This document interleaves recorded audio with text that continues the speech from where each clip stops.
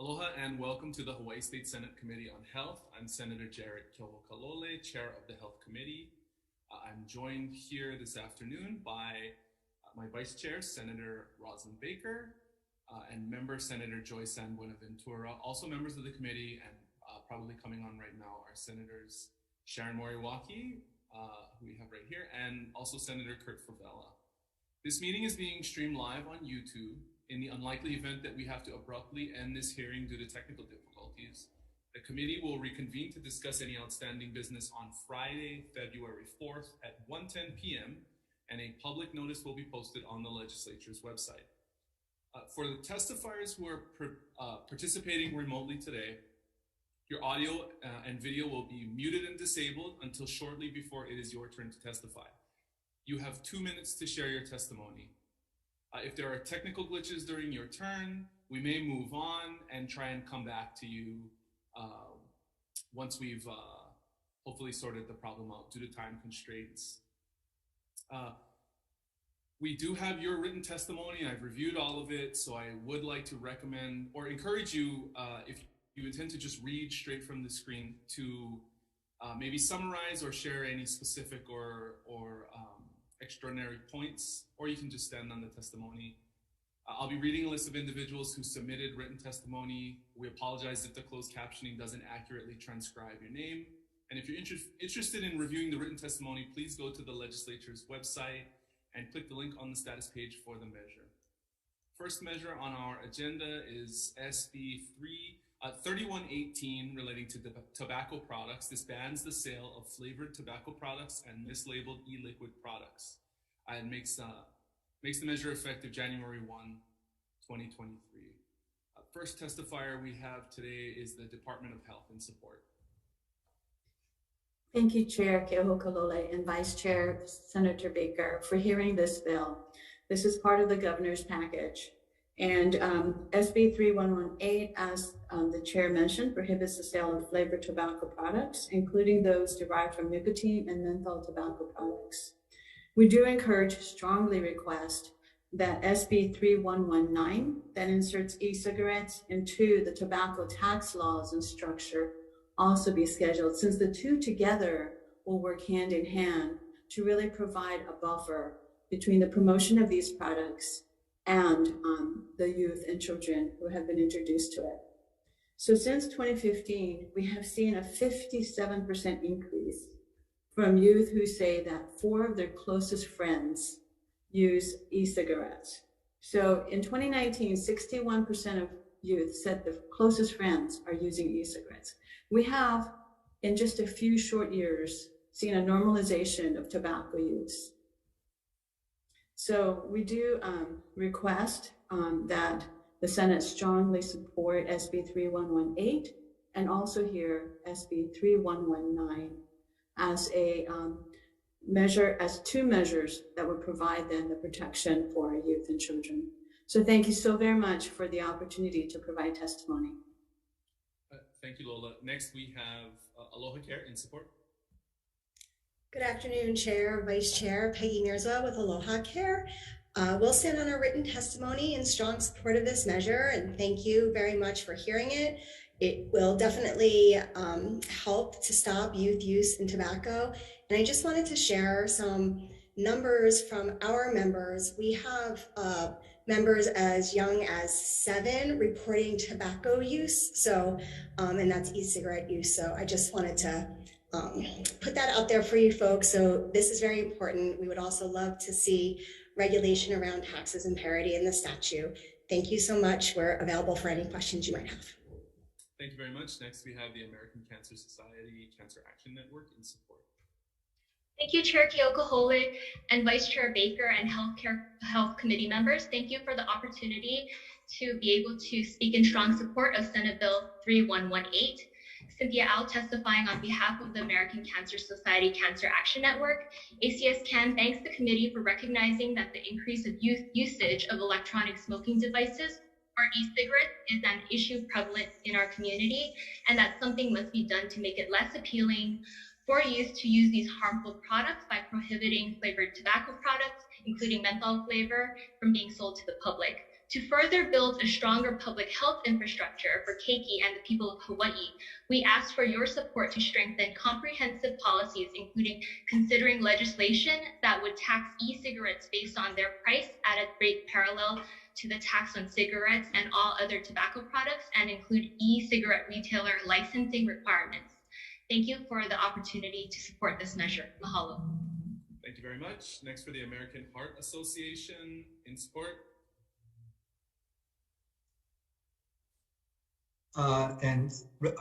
Vice Chair Baker and members of the committee.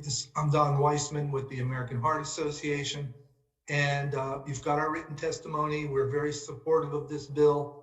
Just want to point out a few key areas. Are the numbers of e-cigarette users among our kids in Hawaii are very alarming. We're among the highest rates in the country, if not the highest, and we have great disparities, especially among the users. The most at-risk populations are those who are being lured in by the tobacco industry's marketing, targeting them, including Native Hawaiians, Pacific Islanders, and the LGBTQ plus community. So those are the victims of these efforts by the tobacco industry. We should be making every effort to reduce their temptation put before them by taking out flavors, including all flavors, with menthol also being on the list because menthol plays a key role in addiction. We want to make sure that we stay comprehensive. We don't try to penalize the victims of this epidemic, and that we take the lead as a state in addressing this issue. Mahalo. Thank you very much. Next, we have the American Lung Association in Hawaii in support. Aloha, Chair Keahokalole and Vice Chair Baker, members of the committee. I'm Pedro Haro, Executive Director of the American Lung Association. We stand on our written testimony. I just wanted to elevate our points around menthol and the importance of including menthol in this bill. And we thank the authors of this legislation in this committee for moving forward that key aspect of the legislation. And we are in support of DOH's point that in order for us to have a comprehensive approach to ending the vaping epidemic in youth, that we would like to see the tax and regulation parity with e-cigarettes as well as with combustible tobacco. Thank you very much. Thank you, Pedro. Next, we have the Hawaii COPD Coalition in support. Hi, this is Valerie Chang with the Hawaii COPD Coalition. I'd like to thank the chair, the vice chair, and all the committee members for hearing this important measure. We're trying to go out of business. We have already 45,000 adults that have been diagnosed with COPD, mostly from tobacco smoke, and we really don't want to see our keiki to have as much trouble breathing as we do.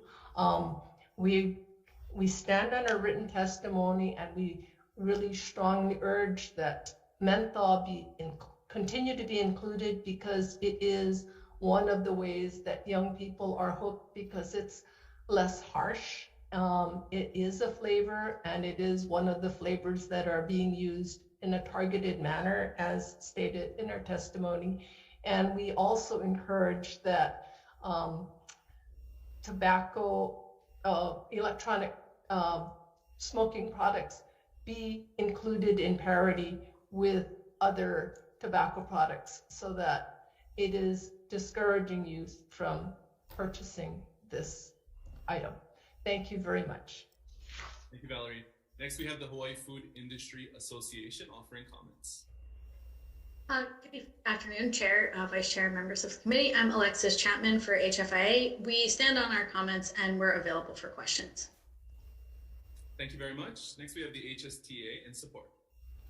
Aloha. Good afternoon, Chair, Vice Chair, members of the Health Committee. I am Laverne Moore, speaking on behalf of Osa Tui Jr., President of the Hawaii State Teachers Association. We stand on our written testimony in support, and I want to comment, as a high school special education teacher, I don't need research to tell me the results of our students using e-cigarettes. I witnessed firsthand the effects. My students who are using e-cigarettes, they have reduced impulse control, mood disorder, deficit in attention and cognition, absenteeism, and poor grades. I've seen students who entered freshman year eager and willing to learn, only ended up their senior year not graduating. Hawaii needs to take steps to regulate these products and address the youth vaping epidemic. The Hawaii State Teachers Association requests you support this bill. Mahalo. Thank you very much. Next, we have the Hawaii Public Health Institute in support. Aloha, Chair, Vice Chair, members of the committee. Amanda Fernandez on behalf of the Hawaii Public Health Institute and the Coalition for Tobacco-Free Hawaii. We strongly support this measure and thank the committee for hearing the bill. We also echo the sentiments of previous testifiers that ending the sale of flavored products is a necessary component of a comprehensive approach to reversing the youth vaping epidemic. And we do hope that the regulatory bills will also be scheduled. The stats are alarming in Hawaii. As others have mentioned, 1 in 3 high schoolers and 1 in 5 middle schoolers currently use e-cigarettes. And 8 out of 10 youth who use e-cigarettes start with a flavored product. Many of these youth who, like somebody else said, start as young as age 7, they don't know that nicotine is even in these products, so they don't know what they're getting into. They're just attracted to the flavors. And flavors being sold in Hawaii include things like POG and Mountain Dew, but menthol remains a major problem as the properties of menthol have a cooling effect and are still very popular among youth. And often fruity flavors are also mentholated, such as watermelon ice or blueberry ice flavor. A 2021 analysis projected on the impact of ending the sale of flavored tobacco products in Hawaii, and the conservative estimates for that would result in at least $48 million in long-term healthcare cost savings for the state. Thousands of smokers would quit as a result of this policy, and 700 premature smoking-caused deaths would be avoided. And these are just conservative estimates and don't account for the youth that would never start smoking as a result of this policy. These are not FDA-approved cessation products, and one study found that for every 1 adult that quit smoking using e-cigarettes, 81 youth and young adults who would not have considered smoking will become cigarette smokers, starting with e-cigarettes. For these reasons, we urge the committee to pass this bill, and we're available for questions. Thank you. Thank you very much. Next, we have the Retail Merchants of Hawaii in opposition. Not present, Chair. Thank you. Karen Gerlach in opposition. Good afternoon. I'm Dr. Karen Gerlach. My comments today are a supplement to my written testimony in opposition to Senate Bill 3118. I currently provide regulatory consultation to Reynolds American. My comments, both written and oral, reflect my views only and are based on my 25 years of experience in the tobacco control field. First at the National Cancer Institute, then at the Centers for Disease Control and Prevention's Office on Smoking and Health, and also at the Robert Wood Johnson Foundation, which supported tobacco control advocates across the country, including those there in Hawaii. I'd like to make one additional point to add to my written testimony. The Food and Drug Administration has already authorized mint and menthol flavored tobacco products in several product categories under the modified risk tobacco product designation. A list of those products can be found on the FDA's website. Fully half of those products are either menthol or mint flavored. The FDA has determined through its complete and rigorous review of the scientific evidence that these products are appropriate for the protection of the public health. Yet under proposed legislation, these products would no longer be accessible to adult smokers in Hawaii. Thank you for allowing me to speak today, and I'd be happy to take any questions you may have. Thank you very much. Next, we have Anthony Orozco in opposition. Not present, Chair. Thank you. Next, we have Austin Tucker in support. Mr. Tucker, are you driving? No, I'm not driving, but I'm in the car with my mom. Okay, that's fine, as long as you're not the one driving. Thank you. Please proceed. Okay. Aloha, members of the Senate Committee on Health. My name is Austin Tucker, and I'm a junior at McKinley High School. I personally have a lot of experience with vape usage, and I'm currently addicted to nicotine. You would be flabbergasted by the true amount of students in middle and high school who vape. I know a lot of different people in my school, and I can still confidently say that 50% of them vape. And it's to the point where kids are leaving class to go vape in the bathrooms. It's always been like that. It's kids asking all of their friends if they can use their vapes, or asking someone they don't know if they can use the vape they don't even know they have, because that's just how common it is. People who don't even own vapes are addicted to nicotine because they're everywhere. Why not just take one, right? One hit. Vaping is a virus that we have all been blind to. The most commonly asked question when students use other students' vapes is, what flavor is this? Please, for the sake of generations to come, get rid of flavored vapes. Thank you. Thank you, Mr. Tucker. That's all the registered testimony we have for this measure. Is there anyone else on the call who would like to testify on this bill, SB 3118? Okay, seeing none, members, questions? Senator San Buenaventura. Hey, thank you. I have questions for Austin Tucker and Department of Health. Since Austin Tucker is the last one to speak, may I ask him a question? Can he get on? Hi, Austin. And I read written testimony. My question is, since you are one of the youth that we are targeting to protect, okay, and you seem to be the only representative that's testifying of the youth that we're targeting to protect, how many of the youth you know that are vaping, your classmates, your friends, how many of them use menthol? Like the flavor? Yeah. Well, I'm not sure. Flavors are like, I would say menthol is a really popular one. Like, cause it's like the borderline, like, flavor, like, I guess. And I don't know, it's usually just random, like, fruity flavors, like, as the other lady was saying, blueberry ice or like whatever ice, like, it's just these fancy like names like appeal them, like they think it sounds good, so they buy a whole bottle of it. Okay, so you think if we ban the flavors and the menthol, they're gonna stop vaping? If you ban flavored vape juices, no, I guarantee the 50% of people, that's gonna go down to like 5%. Like, I swear, every kid would stop. Nobody does it like for the actual nicotine. They just like the taste of it.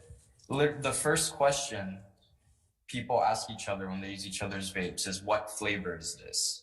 That's like the first thing you say. So obviously that's like the main reason why they do it in the first place.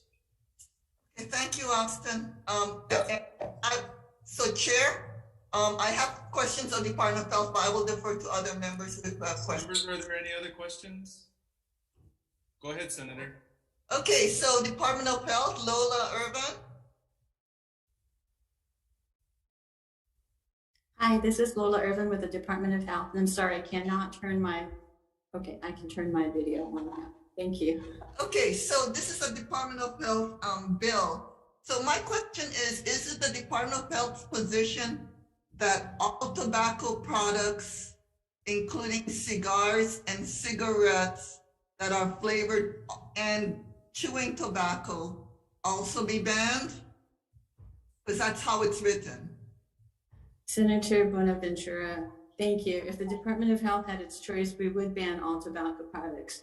In this case, it would be banning all flavored tobacco products. And so yes, it would include flavors. Currently, FDA does not allow candy and fruit flavored cigarettes, but they did allow menthol. And so this would remove menthol cigarettes. In Hawaii, we know that in the tobacco industry memos, Hawaii has been characterized as a menthol community, and that people who are of Asian, Pacific Islander, and Native Hawaiian communities have been targeted by promotion of these materials, along with the LGBT community, and now especially our youth with e-cigarettes. Thank you for the questions. Yeah, so that was my question, was whether, because the testimony were almost all referred to vaping, and cigarette, and the opposition was cigarettes, cigars, chewing tobacco. Okay, and apparently you do want to ban all those flavored ones. Okay, thank you. Thank you. Any other questions? Okay, seeing none, we'll move to the next measure, SB 2445, relating to physician assistants. This expands the, oh, I'm sorry. Before we move on, I'd just like to note for the record the written testimony. There were 55 individuals who submitted testimony in support of this measure, 13 who submitted testimony in opposition, and 4 who offered comments. And again, you can find all of those pieces of written testimony on the legislative website. SB 2445 relating to physician assistants expands the authorized scope of practice for physician assistants. First up, we have a DCAP, Mr. Mick. Hello, Kalole and members. I'm Brian Mick on behalf of DCAP. We do not currently have a position on this bill, but as part of it does amend HRS 291 Part 3, the parking program for people with disabilities. I'm here just in case there's any technical questions on how that would impact our program. Thank you. Thank you. We have the Department of Labor in support. Good afternoon, Chair, Vice Chair, and Committee on Health. Joanne Videnhar on behalf of Director Eustaquio. We stand on our written testimony in support. Thank you, Joanne. Next, we have the Hawai'i Medical Board, Ms. Kioki. Good afternoon, Chair, Vice Chair, members of the committee. The Hawai'i Medical Board will stand on its written testimony in support of this measure. Thank you. Thank you very much. Next, we have Kaiser Permanente in support. Aloha, Chair Keoho Kalole, Vice Chair Baker, Jonathan Ching for Kaiser Permanente.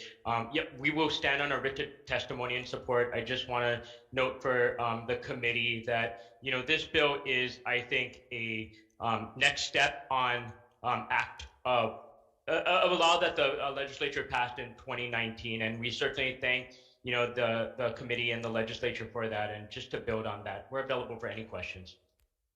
Thank you, John. Next, we have Queens Health Systems in support. Yeah, present, Chair. Okay, let me see. Oh, also offering late testimony, we have the Occupational Therapy Association of Hawaii. Not present, Chair. Yeah, and they were in support. That's all the registered testimony we have. Is there anyone on the call we missed? Okay, seeing none, I'd like to note for the record, we have submitting written testimony, 24 individuals or organizations in support, 1 in opposition, and 2 offering comments. Members, are there any questions? Okay, move to the next measure, SB 3125. This makes an emergency appropriation to the Department of Health for COVID-19 vaccinations. First up, we have the Department of Health in support. Good afternoon, Chair Keohokalole, Vice Chair Baker, and members of the committee. Thank you for the opportunity to represent the Department of Health on our testimony for SB 3125. We are submitting testimony in strong support of this bill. Just a few things that I will highlight in addition to our written testimony. Vaccines are the first line of defense that we have in our response to the COVID-19 pandemic as the most effective means of preventing serious outcomes of COVID-19, including hospitalizations and deaths. While we have administered over 2,700,000 doses of COVID-19 vaccine as of today in the state, there are geographic areas within the state, including rural and marginalized communities, in which coverage of COVID-19 vaccine primary series still remains below 60%, and still a majority of our population yet to have booster doses. We know that in this context, we remain vulnerable to new variant strains, which could yet cause additional surges and potentially severe outcomes for those who have not benefited from the protection of vaccine. The Department of Health COVID-19 vaccine response efforts have been supported through multiple means, including one of them being the Federal Emergency Management Agency reimbursement of costs incurred by medical providers who administer vaccines.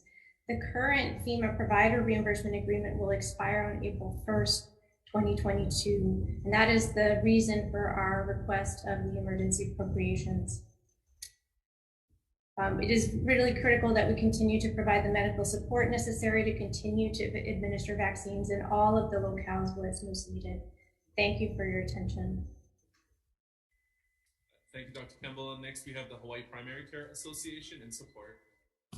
Good afternoon, Chair, Vice Chair, and committee members. Thank you for this opportunity to testify in support of SB 3125. My name is Robert Hirokawa, CEO of the Hawaii Primary Care Association.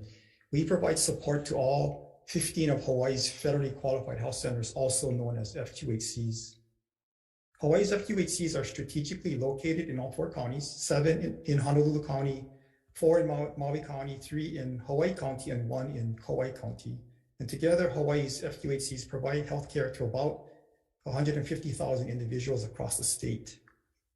Starting at the earliest days of the pandemic, Hawaii's FQHCs have partnered with DOH and have been heavily engaged on the front line of Hawaii's COVID response efforts within our communities struggling with inequities.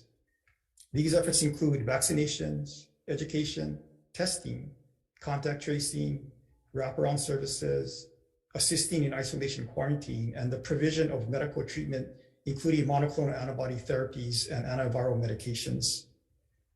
Our FQHCs will continue to partner with DOH and remain on the front line of Hawaii's COVID response for as long as it takes. Providing DOH with the resources they need will enable them to support the partnerships they have with non-governmental organizations to maintain and strengthen Hawaii's front line. Thank you for this opportunity to testify in support of SB 3125. Thank you, Mr. Hirokawa.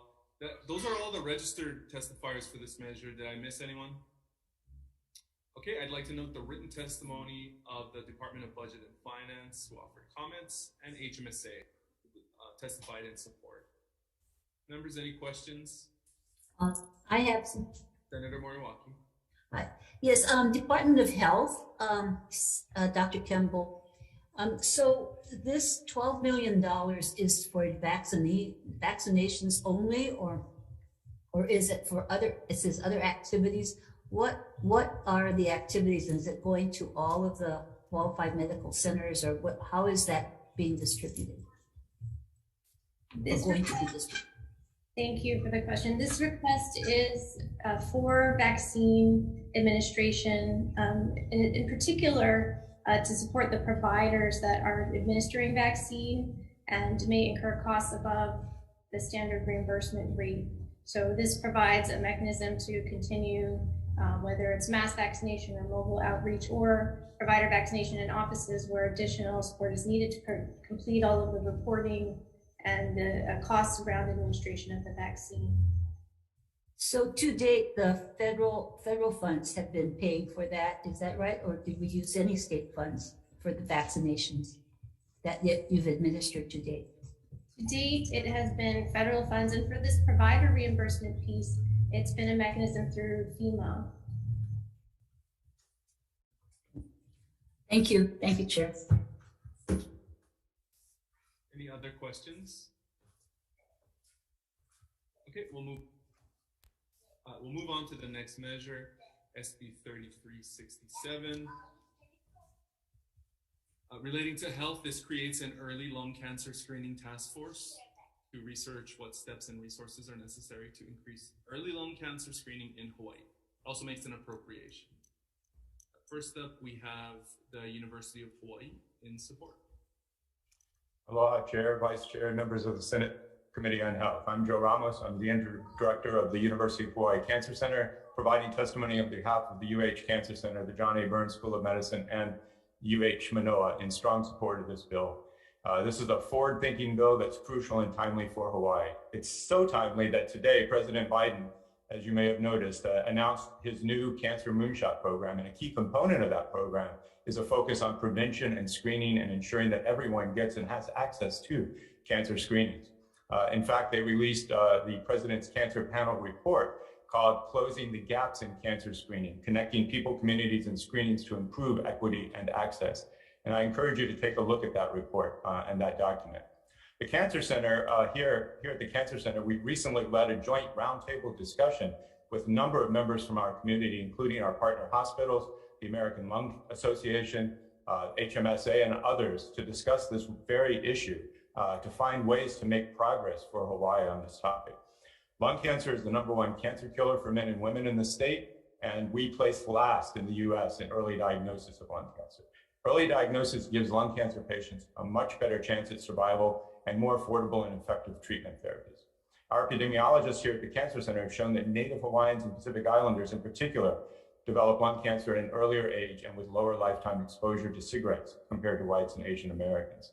So we urge the committee to pass this bill and ensure that we're doing everything that we can to help the people of Hawaii with lung cancer get an early diagnosis and another chance at life. Also, we stand on our testimony. Please refer to that as well. Mahalo. Thank you very much. Next, we have the American Lung Association in Hawaii. Aloha, Chair, Vice Chair, members of the committee, Pedro Haro, American Lung Association. The UH Cancer Center took all my points, so I don't want to reiterate everything. The only thing I did want to point out is that the American Lung Association did release its State of Lung Cancer report, which placed Hawaii last in early diagnoses for lung cancer. And I was very thankful and heartened to hear from several of your colleagues about what could we do in Hawaii to be able to change those ties. This is a bill that is a representation of that work of legislative, community, and nonprofits getting together to figure out what it is that we could do to change the tides. We do believe that this task force will have a result. This isn't one of those task forces that will sort of spin its wheels and only be able to produce a report that will get shelved. We believe that by getting all of these players together and having the funds associated with it will actually create meaningful results. And we stand by a written testimony. Thank you very much. Thank you. That's all the registered testimony we've received. Is there anyone else on the call who would like to testify? Okay, I'd like to note for the record the written testimony in support of this measure from the Hawaii Primary Care Association, the Hawaii Medical Association, late testimony from the Department of Health, Health Resources Administration, Papa Ola Lokahi, Cynthia Goto, Troy Saruno, Julian Lipscher, and comments provided by the State Procurement Office. Members, any questions? Okay, we'll move to the next measure, SB 2442, relating to physician assistants. This streamlines the records review process for physician assistants by including review of physician assistants' prescriptions for controlled substances. First, we have the Hawaii Medical Board in support. Yes, good afternoon, Chair, Vice Chair, members of the committee. Iwani Kioki, Executive Officer of the Hawaii Medical Board. I will stand on the board's written testimony in support of this measure. Thank you. Thank you very much. Next, Kaiser Permanente in support. Aloha, Chair, Vice Chair. Again, Jonathan Ching for Kaiser Permanente. We will also stand on our written testimony in support of this measure. Thank you.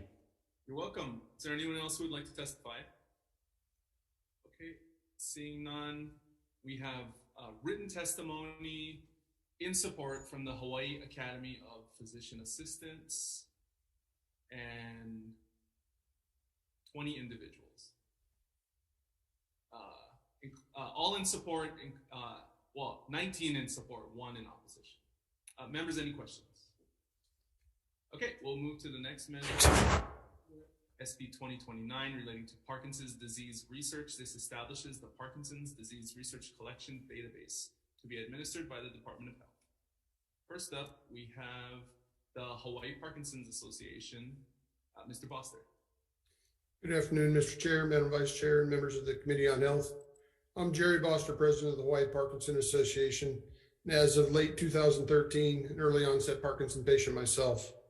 With me is Julia Wister, the Director of State Legislation from the Michael J. Fox Foundation for Parkinson Research. She's here as a friend of the Hawaii Parkinson Association because the Fox Foundation is coordinating Parkinson research collection database legislation on a national level and across multiple states. We strongly support SB 2029, creation of a Parkinson's disease research collection database.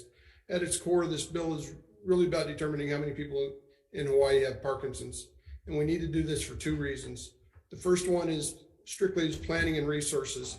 If we don't know how many people we have, we can't have the right amount of money and the right amount of resources applied to that. And Parkinson's is pretty expensive to treat and care for people, about $50,000 a year per person per year. We estimate somewhere between 4,000 and 8,000 Parkinson patients in Hawaii. Now, when you do the math, that's somewhere between $200,000 and $400,000. That's a big disparity. So we need to really figure out how many people we have so we can make sure we have the right resources. CDC has been ordered by Congress to create a national level database very similar to this. And so they're going to have all the states that are going to feed them. So what we're doing by proposing this now is we're trying to get ahead of the curve, get our database in Hawaii in place so that when the national level comes online, we'll already be set with the data. With that, one last point, the state already has a neurotrauma registry for Hawaii residents, traumatic brain injuries. And so this database would be very similar to that, and we can piggyback on that fairly inexpensively. For these reasons, we strongly urge approval vote for 2029. Thank you very much. Thank you very much. Next, we have the Michael J. Fox Foundation report. Good afternoon, Mr. Chairman and members of the committee. My name is Julia Worcester, and I am representing the Michael J. Fox Foundation for Parkinson's Research. And to echo my incredible colleague and constituent, Jerry Boster, I don't want to repeat anything that he has to say, but I did want to address a couple of the other testimony that have been submitted that we agree with the Office of Information Practices with their amendment on confidentiality. We're happy to accept that. We want to thank the Office of Aging for their support letter. And on the Department of Health with agreeing for a little bit of additional funding, we agree with that assessment and would absolutely push for the budget allocation from the state.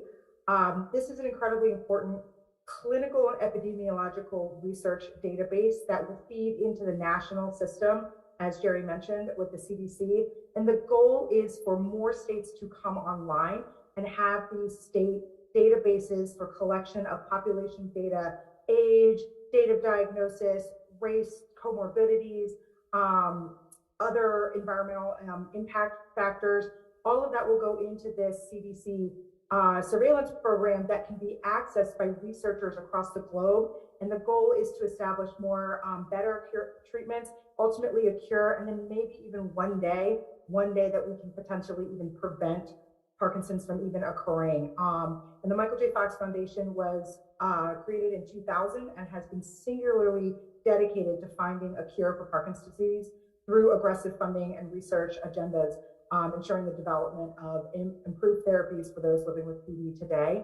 And I just want to see the rest of my time and be here for any additional questions should the committee have some. And thank you so much for having me today. Thank you very much. Is there anyone else who would like to testify on this measure? Okay. Chair, the Department of Health would like to embellish our written testimony. Go ahead.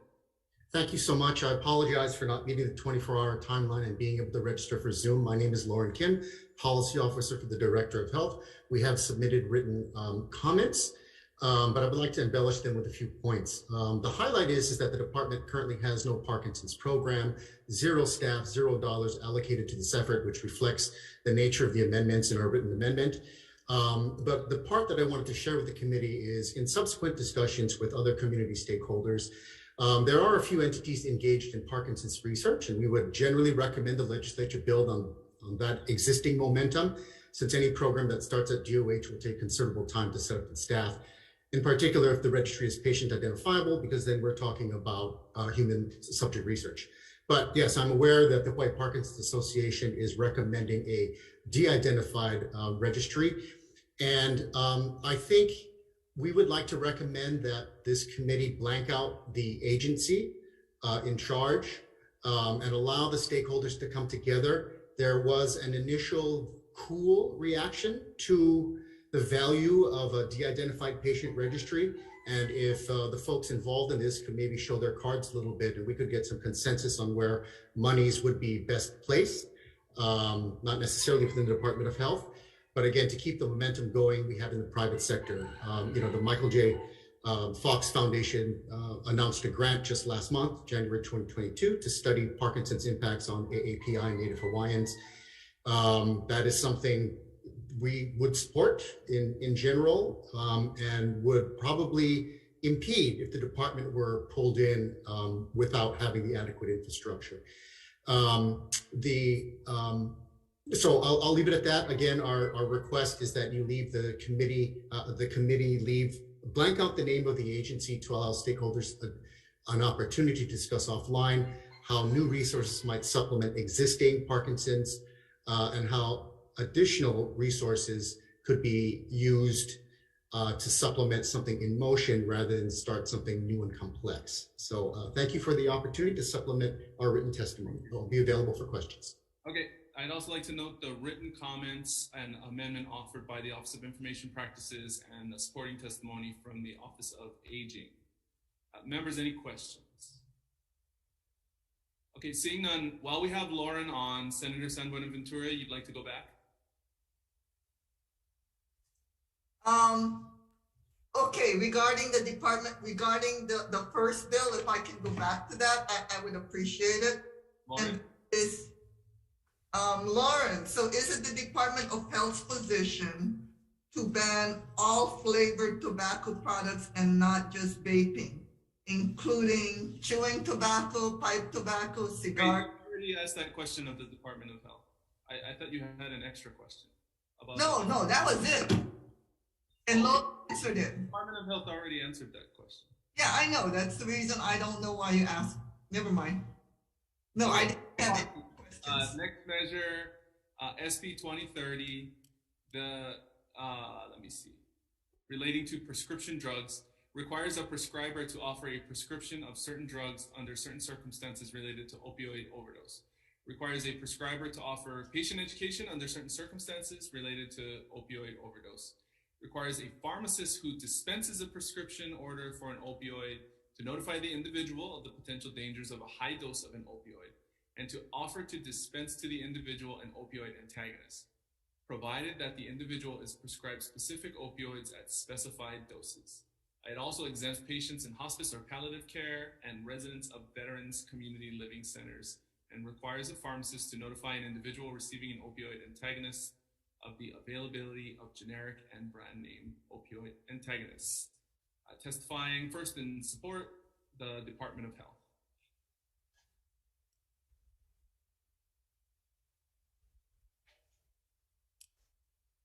Okay, the Board of Pharmacy offering comments.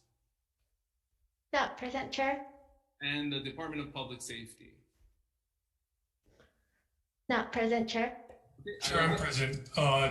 Jared Redullo, the State Narcotics Enforcement Administrator. We'll stand on our written testimony in support of the measure. Okay, thank you. We also have written testimony submitted from Kaiser Permanente offering comments, Scott Young offering comments, and Thaddeus Pham in support. Is there anyone else who would like to testify? Okay, members, questions? Okay, seeing none, we'll move to the next measure.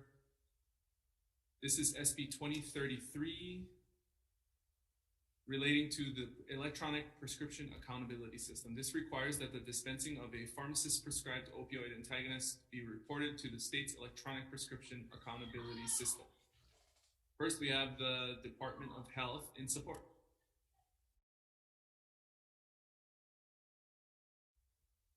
I guess we lost the Department of Health. Kaiser in support or offering comments? Good afternoon, Chair. John Kimitsu, appearing for Kaiser Permanente. We stand on a written testimony. We're just requesting an amendment to delay the proposed effective date to allow time to implement this new process. Thank you. Thank you very much. And the Department of Public Safety in support. Okay.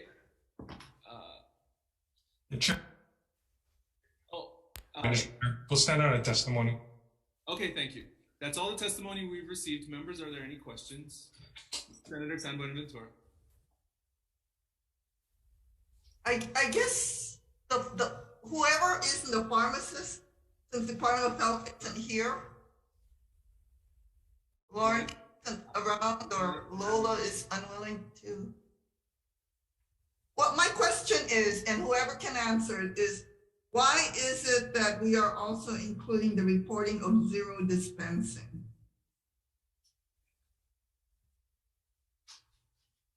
Senator, this is Lauren Kim. I am emailing our Alcohol and Drug Abuse Division right now.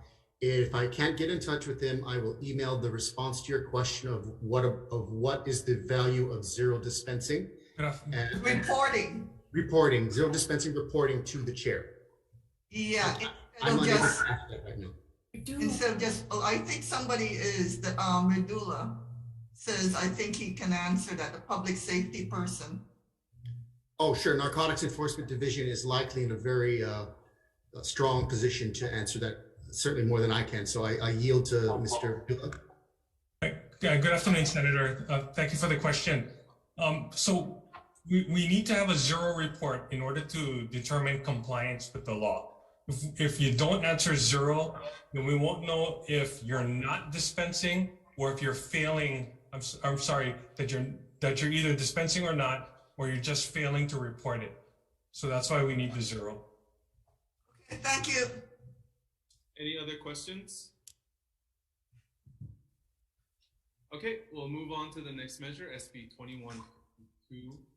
This is the last measure on our agenda relating to health. It authorizes state licensed and credentialed physicians, advanced practice registered nurses, and physician assistants who are not physically in the state to issue prescriptions for certain controlled substances under a limited circumstance. It also authorizes pharmacies to dispense such prescriptions. First, we have the Queen's Health Systems in offering comments.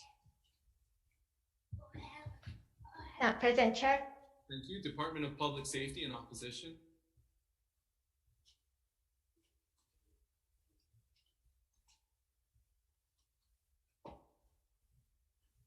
Thank you, Chair. Jared Radula, the Narcotics Enforcement Administrator.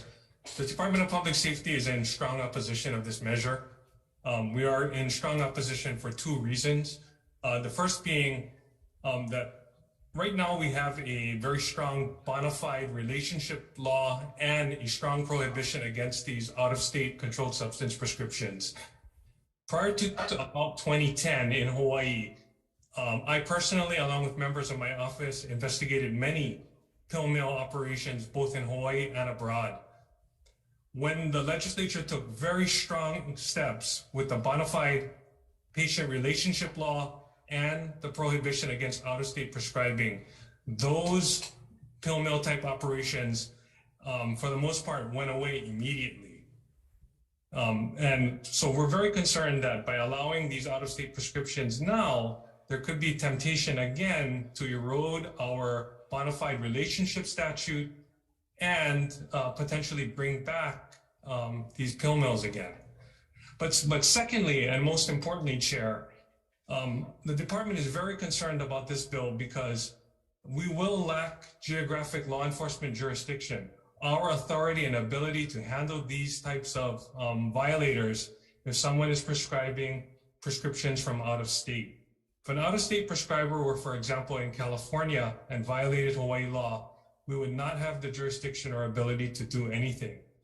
And what that would do, Chair, is create two different communities of people. The community of prescribers who are within the bounds of the state of Hawaii and subject to the full force and effect of our criminal laws, and the community of prescribers who are out of state who can do the same thing and might violate the same law, and we will not be able to deal with them. So for those two very important reasons, we are in strong opposition. Thank you. Thank you very much. That's all the registered testimony we have. Is there anyone on the call who would like to submit testimony on this measure? Okay, seeing none, I'd like to note for the record the submitted written testimony on this measure from David Peters of Ho'olalahui, Hawaii in support, Dr. Kapono Chong Hansen in support, HMSA offering comments, Napu Uvai Native Hawaiian Health in support, Papa Ololukahi in support, Alice Luck in support, and the Hawaii Association of Health Plans offering comments. Members, any questions? Senator San Buenaventura. Thank you. For public safety, Vidula JK, the one who just testified?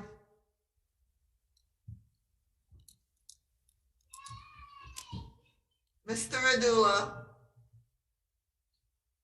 or whoever is listening that can go on and answer. Okay, thank you. Mr. Radula, you testified that, and I completely understand that the prescribers, if we pass this law, the prescribers who prescribe out of state will no longer be in your jurisdiction. However, basically, according to the bill, this refers to only those who are licensed and credentialed in Hawaii. So they're already submitting to the jurisdiction of Hawaii. Yes, thank you very much, Senator. That may be true with respect to their licensure, but in terms of the criminal law being able to be applied to an out-of-state prescriber, we won't be able to do it.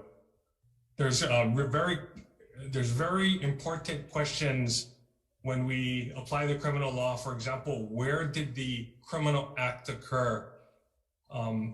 And they are out of our territorial jurisdiction. Okay, so but then you can lift their licenses though. Well, right? Well, certainly, ma'am. I think the professional licensing boards perhaps may be able to do something, but in terms of some sort of criminal violation, my office would not be able to take any kind of criminal action against them. Okay, thank you very much. That's because you wouldn't have subject matter jurisdiction. We don't have territorial jurisdiction. All right, okay. Any other questions? He does though, right? But anyway, that's for our discussion later on. Thank you. Okay, let's recess for decision making. Recess.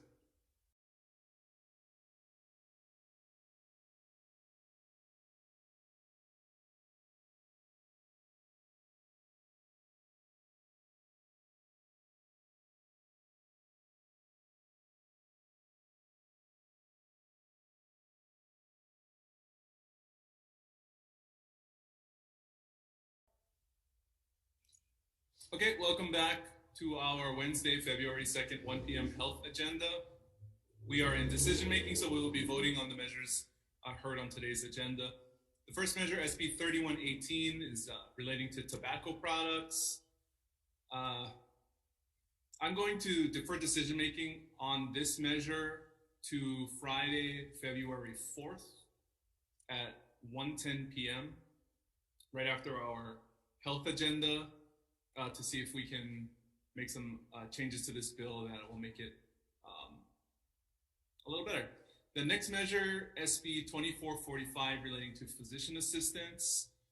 We're going to accept the amendments of the Hawaii Academy of Physician Assistants and add in occupational therapy and plans of care. And I'm going to defect the effective date of this measure to January 1, 2050.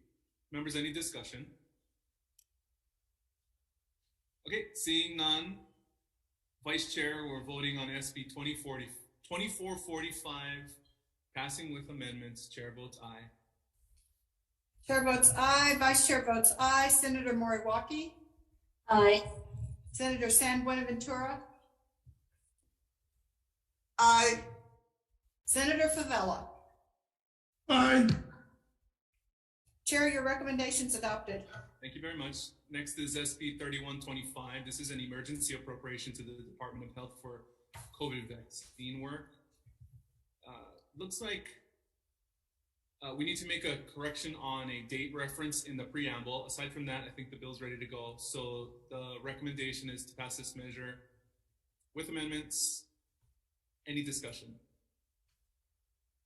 Seeing none, SB 3125, Vice Chair, with amendments, Chair votes aye. Chair votes aye. Vice Chair votes aye. Are the other three members on the call? Any objections or reservations? Hearing none, aye votes for everybody. Chair, your measure's adopted. Thank you very much. Recommendation's adopted. Next measure is SB 3367. This creates an early lung cancer screening task force. The recommendation is to add the Hawaii Primary Care Association member to the task force. There's also a typo on page 6 we're going to correct, and there are some technical non-substantive amendments. Any discussion? Okay, seeing none, SB 3367 passing with amendments. Chair votes aye. Vice Chair votes aye. Of the other 3 members on the call, any objections or reservations? Aye votes for all. Chair, your recommendation is adopted. Thank you very much. The next measure, SB 2442, relating to physician assistants. There are some technical non-substantive amendments. Otherwise, I think this bill is ready to go. Any discussion? Okay, members, SB 2442 passing with amendments. Chair votes aye. Vice Chair votes aye. Of the other 3 members on the call, any reservations or objections to the chair's recommendation? Casting an aye vote for all members. Chair, your recommendation is adopted.